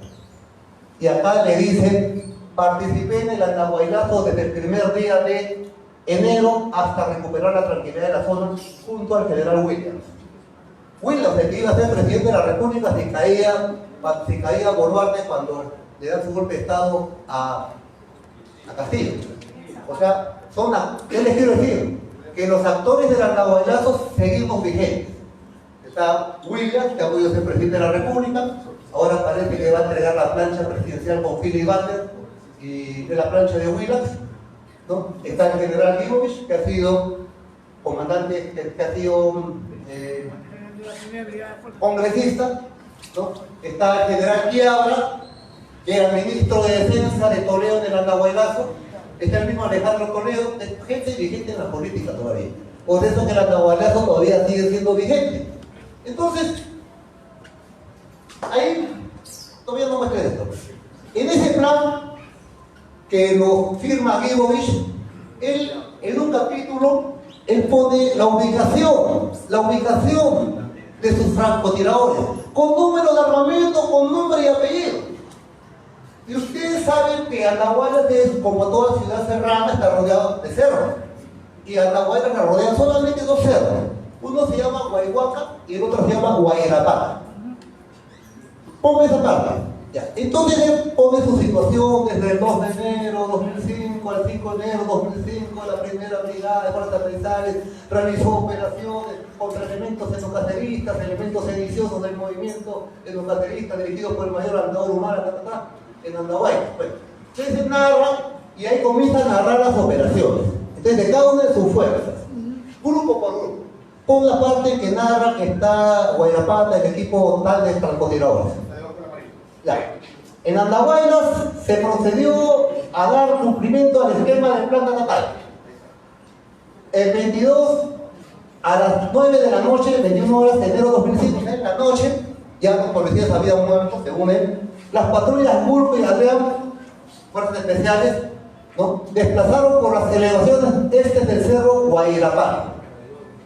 Y lo mismo, en el otro capítulo hay otro grupo que lo nombra, que se ubica en el cerro Guayhuaca, en los dos cerros, los francotiradores. Muestra la relación de francotiradores. Bueno, entonces, en el mismo plan, ahí están los números de armamento, esta es la relación de los que participan. Ahí está. Esta es la relación de nombres, relación de personas que participaron en las operaciones de Andahuaylazo, indicando su unidad, número y tipo de armamento. Entonces, Leibovich nombra a todos los que participan y él arranca, se pone general de brigada Otto Leibovich, y de ahí comienza a poner equipo por equipo. Y ahí pone los equipos de francotiradores con nombre, apellido y armamento. Y pone la ubicación. Mis francotiradores se ubicaron en el cerro Guayhuaca y en el cerro Guayrapá. Ahora miren lo que dice el ministro Basombrío, y el mismo Basombrío es un furioso anti-etnocacerista, es un furioso anti-antaurista. Entonces este señor fue viceministro del Interior de Alejandro Toledo y después de Pedro Pablo Kuczynski. Le gusta ser ministro de corrupto. Bueno, miren lo que dice, muestra todo el video.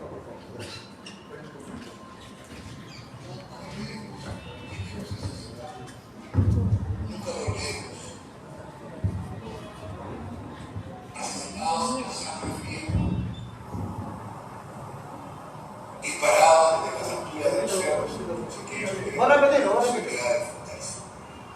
nunca olvidemos quiénes nos asesinaron. Nunca lo olvidemos.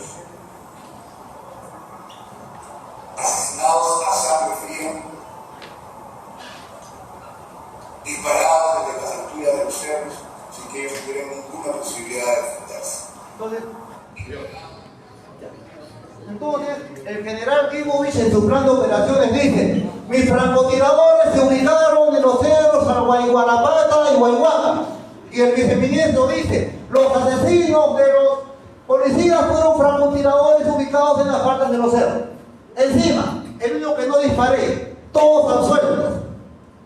Esto es un crimen de Estado, por donde se le ve. Y peor, este señor falsifica fechas y falsifica sellos y membrinas del ejército de un puesto que él entonces no tenía, en complicidad con el que le releva. Muéstrame del parte número 1 del general Luis Torrejón. señor Torrejón. Ya. Este general Torrejón, casi un mes después del informe final, repito, casi un mes después del informe final del general Gibovich del 17 de enero, se supone que el informe final es el informe final, es final. Y los partes son antes que el informe. Parte número 1, parte número 2, parte número 3, y finalmente es el informe final. Pero estos en su desesperación por engañar, por borrar este crimen de Estado, cometen la torpeza de las fechas. El parte es un mes después del informe final.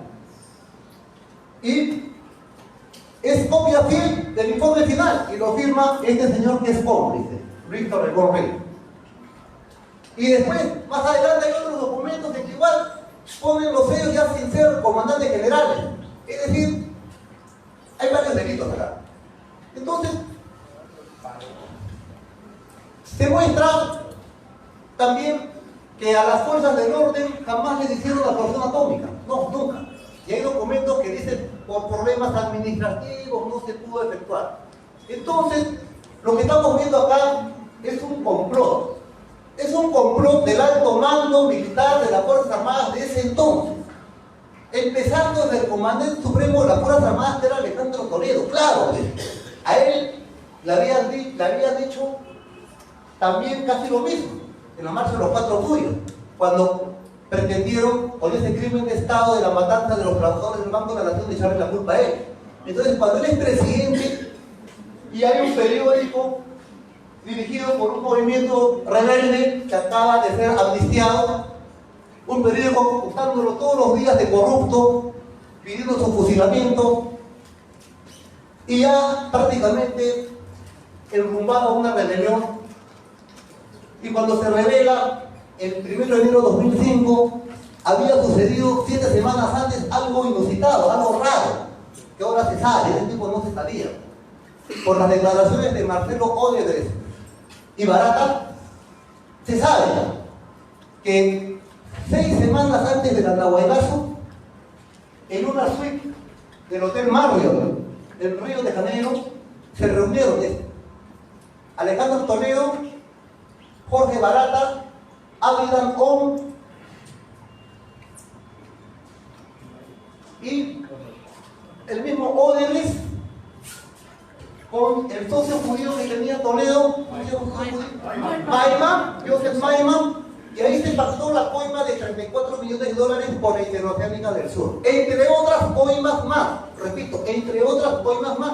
Ahora se sabe, está probado. Entonces, poniendo, ahora que sabemos la realidad, esa información la tenemos, entonces poniéndonos en los zapatos, en ese entonces, de Alejandro Toledo, el 1 de enero, que está coqueado en Punta Sal, y se entera por Ávila Mon: oye, hay una rebelión militar contra ti, y te están acusando de corrupto, te quieren fusilar. Obviamente el cholo, con el billete ya, con los $34 millones de dólares ya a su disponibilidad, ya en su billetera, entra en pánico.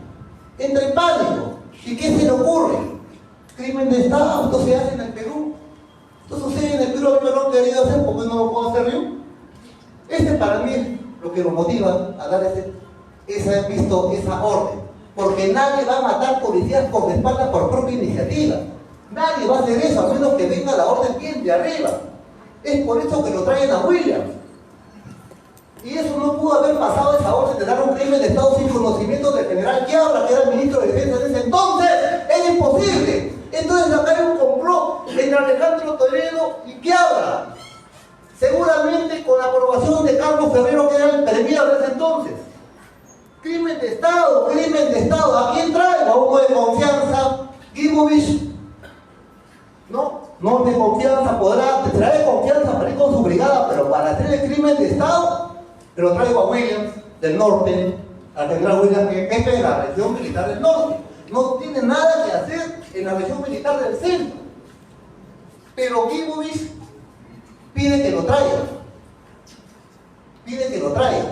Pide como refuerzo. Y acá pasó algo inusitado que nunca pasa en ninguna fuerza armada.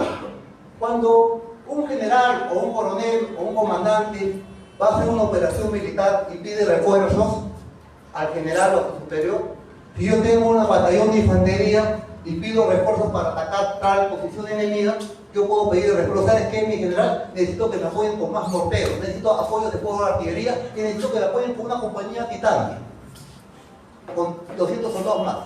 Pero nunca le voy a pedir de refuerzo a mi general. Refuérceme con otro comandante como yo.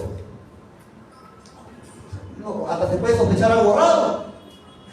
Lógico. Entonces, el general Gimovich pide como refuerzo, no que le refuercen con 2 brigadas más del norte. No, él pide que lo refuerce un general, Williams.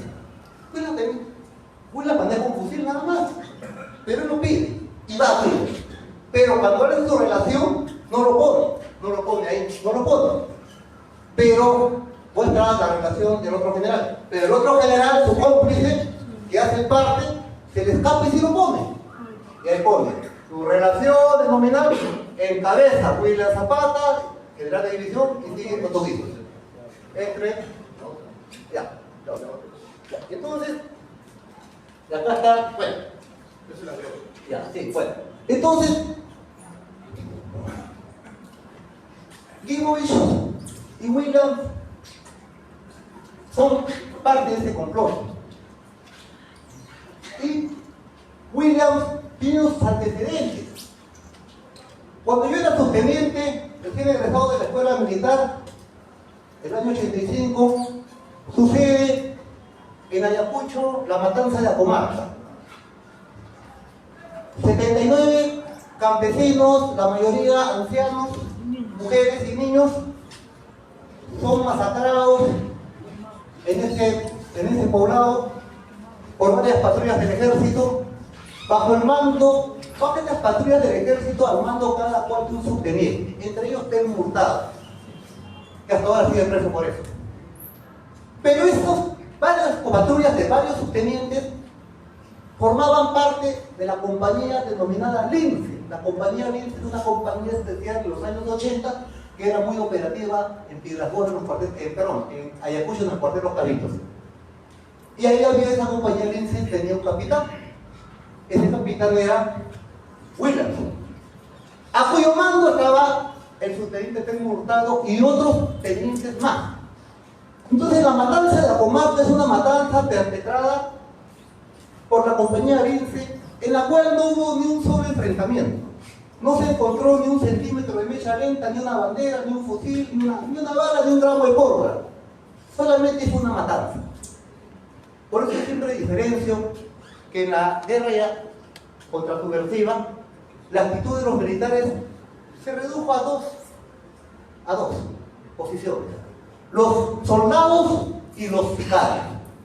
Los soldados, que fuimos la gran mayoría, fuimos los que combatimos con nuestras patrullas, nuestros 18 o 20 soldados, nuestra chomba negra, nuestra fornitura, nuestro fusil por las punas, semanas, y enfrentándonos fusil contra también grupos de terrucos igual de numerosos que nosotros.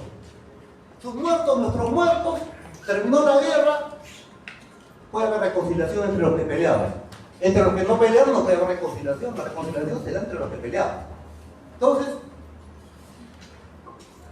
pero también hubo otra actitud de los sicarios. Fueron militares que dicen que han peleado, pero que no han peleado. Porque el grupo Colinas nunca ha peleado. Cuando matan a los estudiantes de la Cantuta y al profesor, no hay un campo de balas. Era gente sin armas, gente inerme. Y mueren amarrados, atados por la espalda. Eso es una cobardía tremenda, es especial. Por eso no eran soldados, esos eran sicarios. Y eso pasó en la comarca, también hubo enfrentamientos. Fue una matanza. Entonces yo cuando digo, sí, he matado en combate, y no tengo ningún cargo de conciencia porque eran ellos o nosotros. Entonces, Williams tiene ese antecedente y es por eso que se explica su presencia en Andahuaylas solicitada por Guidos. Un refuerzo de un general a una brigada de fuerzas especiales. O sea, un refuerzo de una pistola, nada más.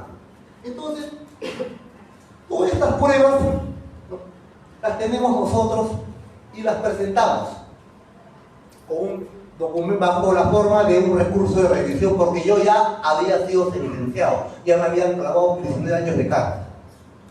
Entonces, las presentamos y fue rechazado por el Poder Judicial, por la Corte Suprema, porque aducieron de que estas pruebas debieron haberse visto en el juicio. Entonces, obviamente, y la rechazaron por un tecnicismo. Pero nos pareció tan indignante, porque yo no soy abogado, pero sé de derecho, porque en la cárcel me dio el Código Penal. Y cualquier estudiante, el peor alumno, el peor cachico de la Facultad de Derecho de la César Vallejo, que es la peor universidad del Perú, podría darse cuenta que justamente un recurso de revisión se vale de documentos que no fueron vistos en el juicio. Por eso se llama revisión, porque hay nuevos elementos que jamás se conocieron. Pero en ese momento como que lo descuidé porque me sorprendió mi liberación, salí libre. Entonces, después de hacer las filas, inscribir el partido, ya estamos encaminados, hemos logrado apelar esta decisión y el Poder Judicial ha admitido nuevamente estas pruebas, porque se ha dado cuenta que las respuestas que nos dieron era una reclutada, no cabía. Entonces, estamos nuevamente a la cargo del recurso de revisión, en el cual estamos por vía judicial demostrando que hubo en el Andahuaylazo un crimen de Estado y que a estos policías no los mató ningún democracerista, los mató el Estado, los mataron francotiradores del Estado bajo el mando del general Otto Sibovich. Y lo emplazo, contradiga, demuestre que esto es falso, no sea cobarde. Entonces, y eso también va para Williams, también va para Williams, para ambos. Entonces, compatriotas, yo les digo, ahora están escribiendo la ley Antauro, que los condenamos, etc. Y todavía, repito, es una espada de Damocles porque todavía quedan 2 legislaturas, la segunda de este año y la primera del próximo año. Pero sabemos que para entonces ya este recurso de revisión ya se ha solucionado y no hay otra manera que sea resuelto favorablemente. Entonces, ¿qué va a pasar? ¿Qué va a pasar? Cuando se resuelva que este recurso de revisión tiene razón, ¿qué va a pasar? Se anula el juicio del Andahuaylazo. Pero ya no regresamos a prisión, porque ya hemos cumplido la condena. Simplemente se anula el juicio y se hace otro juicio. Entonces, en los registros del INPE, el Rey Antauro Humala ya no puede salir como condenado. Se borra condenado y se pone, ya no, vuelvo a ser procesado.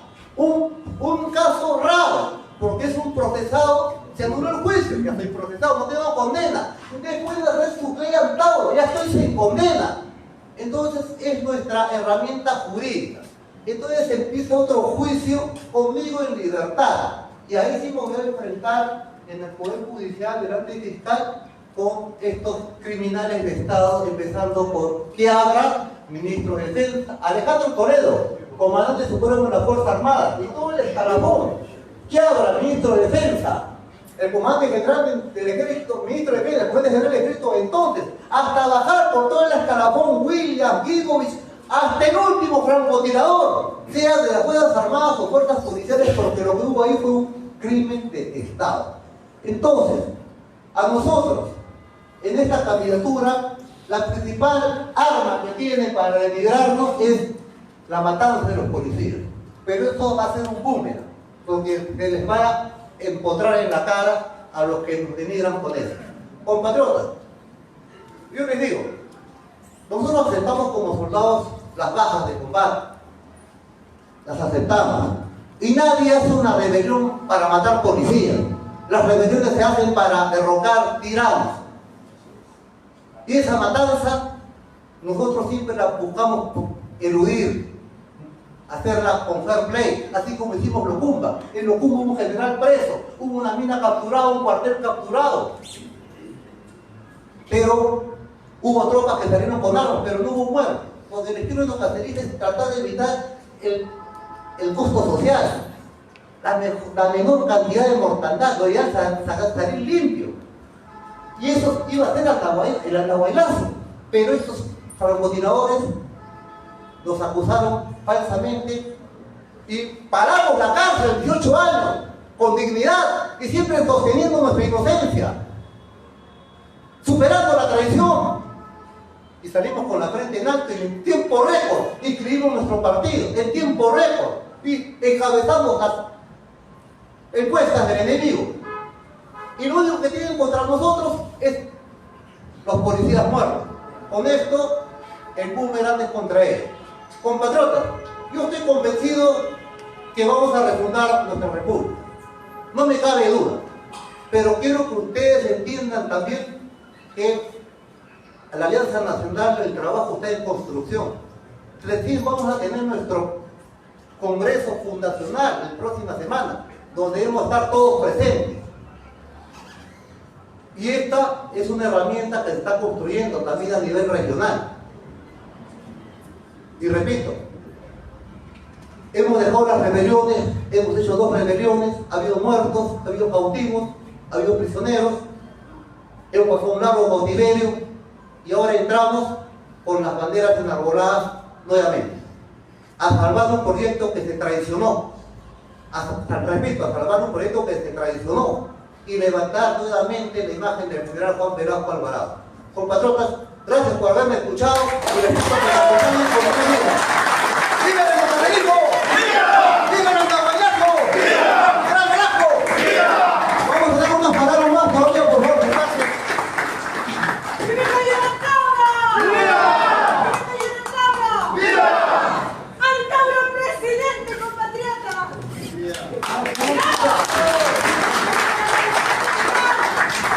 Bueno, hemos escuchado la disertación, la magnífica disertación y además muy esclarecedora de hecho Mayor Antauro.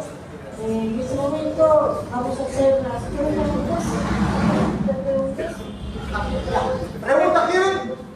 Ya, entonces hacen la mano y se identifican. Mira dónde hay identificación a la mano. Identificación, por favor. Yo reconozco los documentos que tienen reservistas que han sido asesinados por el Estado. También no podría emprender acciones legales en su beneficio. Claro, miren, no solo los reservistas que bueno, murieron en su rebeldía y son nuestros próceres, nuestros héroes, pero principalmente los deudos. Esos deudos de los policías que en verdad actúan, yo los entiendo, su posición, los entiendo claramente. Les he dado mi respuesta, que ha sido que lean el expediente y vean menos televisión, pero en verdad estos deudos deberían ser los principales interesados en develar ese crimen de Estado, pero que sí les corresponde una indemnización millonaria, claro que sí. ¿Alguna otra pregunta? El recurso de revisión, primero que visitan sobre el recurso de revisión, para desde ahora contrarrestar toda esta mala propaganda que hace la oposición, digo yo. Eso es muy importante, porque la gente se dé cuenta de que ha habido un exceso por parte del sistema de justicia y no de ustedes. Es lo correcto, publicitarlo, es necesario. Bueno, en eso estamos, justamente esta clase de reuniones son para eso. Y obviamente también vamos a estar, ahora que el partido se está reforzando, tenemos mejores cuadros, tenemos mejor logística cada vez, vamos a publicar un folleto, un libro, algo, porque amerita, es parte de la campaña. Claro que sí, tiene toda la razón. La última pregunta, por favor. Una acotación, ¿qué le parece lo que voy a comentar? He leído, yo de muy niño, he leído las guerras psicológicas hechas por manuales de Estados Unidos en la West Point que le daban a los militares peruanos. en Estados Unidos, porque ahí lo forman. Y han dicho de que una de las maneras de cómo malograr una rebelión es hacer ese tipo de crímenes contra la población y adjudicárselos a los movimientos guerrilleros en esa vez.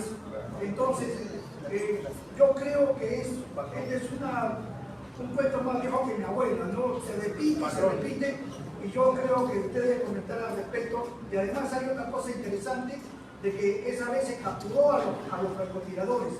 ¿Qué es de esos francotiradores? No se sabe nada, porque los capturaron la misma. Bueno, sí es cierto, esa vez se capturaron la población de Andahuaylas. ¿Qué pasa? En el segundo día, el primer día, como les he dicho, del Andahuaylazo, el primer enero, fue una sorpresa que dan las fuerzas etnocaceristas a los cuarteles y a las comisarías. Eran los dueños de Andahuaylas. El cuartel no salía su gente de ahí encerrados, y las dos comisarías se quedaban encerradas también y rodeadas. Entonces, en el segundo día es que se suscitan los enfrentamientos. Bueno, el primero había sido el 1 de enero en la esquina del cuartel, pero eso no lo cuento. Hablo del 2 de enero. Y ahí, a las 6 de la mañana, mueren 4 policías en una balacera. Y en plena balacera, pues es fácil, pues para los francotiradores que están, digamos, sobornados por el Estado, acribillar a los policías. Claro. Y ahí, yo en ese momento, como repito, yo pensé, ¿quién de mis reservistas habrá sido? Y a los 15 minutos, 20 minutos veo por las pantallas de televisión, porque repito, los celulares ya filmaban, ya casi en tiempo real, veo que Frecuencia Latina sacaba la imagen de ese centinela, ese soldado que hacía pasar por reservista, ultimando supuestamente a ese policía. Y lo sacaban cada 5 minutos. Entonces obviamente eso a mí me preocupó, porque la idea era salir de Andahuaylas con 600 fusiles y hacernos una gira pues, por toda la Sierra Sur, levantando gente. Pero con eso se nos impedía, porque para hacer eso teníamos que salir limpios de Andahuaylas y muertos, porque si no, salir con el estigma asesinos de policía le daba un motivo al gobierno para meternos hasta la aviación contra nosotros, o sea, desaparecernos inmediatamente. Entonces, siendo esa mi preocupación, es que opto por el momento atravesar la barricada nuestra, cruzar la tierra de nadie de 2 cuadras y entrar a la zona ocupada por el ejército, porque estaba llena de población.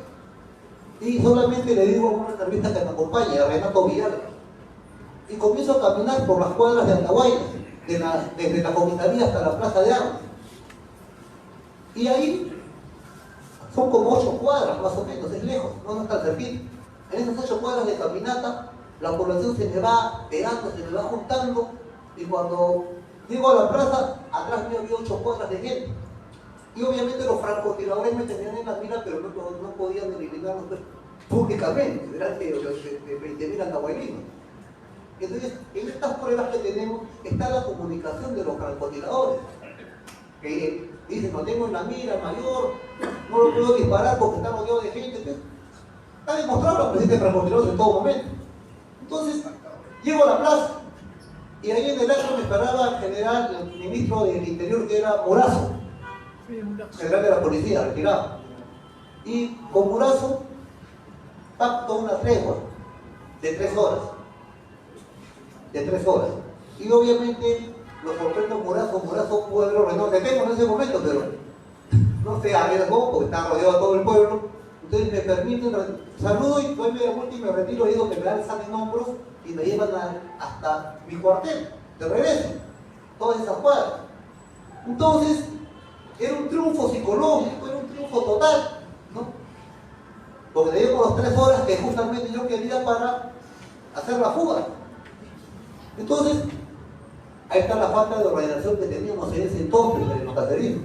Nuestros reservistas de las primeras barricadas, al tanto de las radios, los celulares, las treguas han logrado, estaban felices las 3 horas para jugarnos, y el pueblo, todo el pueblo llevándonos en hombros.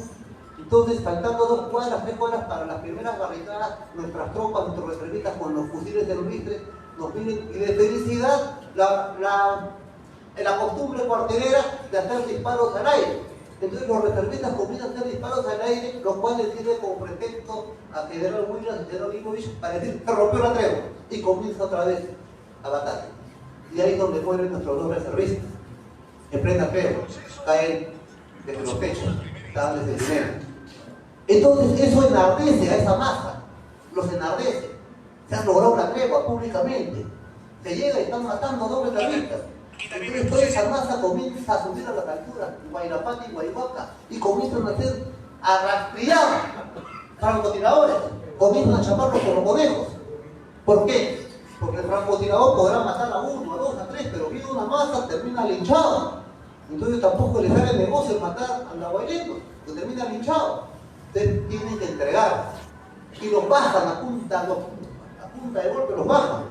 Entonces son entregados, esos francotiradores son entregados a mi persona, a los reservistas. Y nosotros los rescatamos y los hacemos meter a la comandancia de policía porque afuera los llegan a matar. Sin embargo, estamos sentenciados por haberlos secuestrado. Cuando les salvamos la vida, así son los juicios en el Perú. Así son los juicios en el Perú. Entonces, claro, esos francotiradores están identificados y han tenido la hidalguía, porque han tenido la hidalguía de decir sí, fue francotirador y no fui secuestrado, también los genocatistas nos salvaron. Se sabe que ellos fueron parte de los equipos, pero se sabe que ellos no fueron los que dispararon. Fueron otros de otros equipos que están en el plan.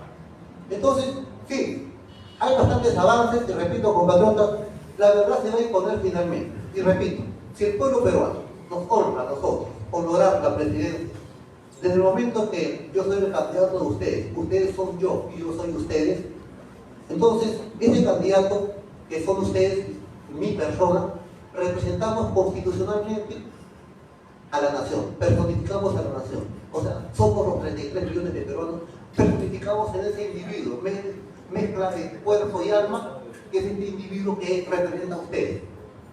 Este conjunto de masa de un mamífero que pesa 70 kilos. Entonces, si personificamos eso, y en carne propia de nuestra individualidad, hemos sufrido lo que hemos sufrido, este complot del Poder Judicial, este complot del crimen de Estado en que se confabula el Poder Judicial, el Poder Ejecutivo y el Poder Legislativo, obviamente nos dan todas las facultades morales para aplicar el artículo 307, desconocer la Constitución de Fujimori y Montesinos y hacer toda nuestra refundación republicana, tal como lo intentamos desde Locumba, en aquella primera rebelión, lo que intentamos en Andahuaylas, en aquella segunda rebelión, y por supuesto, ahora que debemos triunfar en esta elección, lo vamos a aplicar a rajatabla. Entonces, compatriotas, esta va a ser la señal de la refundación republicana. Muchas gracias, compatriotas, gracias por todo. El martes las clases de la escuela continúan en Quilón Quinto. Mañana, en la próxima semana, el día miércoles, voy a dar una conferencia acá, el día miércoles 18. El tema va a ser plan de gobierno y primeros 6 meses de gobierno de la Alianza Nacional de Trabajo. Miércoles 17 a las 7 de la noche en este mismo lugar, un día antes del Congreso. Muchas gracias, compatriotas. ¡Viva Mayor Octavio! ¡Viva! ¡Viva Mayor Octavio! ¡Viva! ¡Viva Mayor Octavio! ¡Octavio presidente!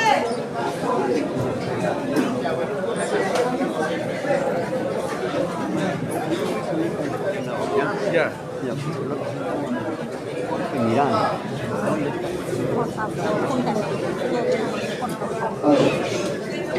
Se agradece a todos los presentes.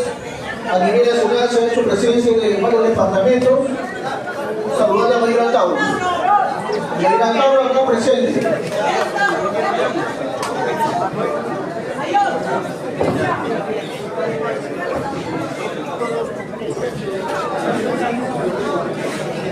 Una presentación para denunciar el crimen de Estado desde Lima para todo el Perú, compatriotas.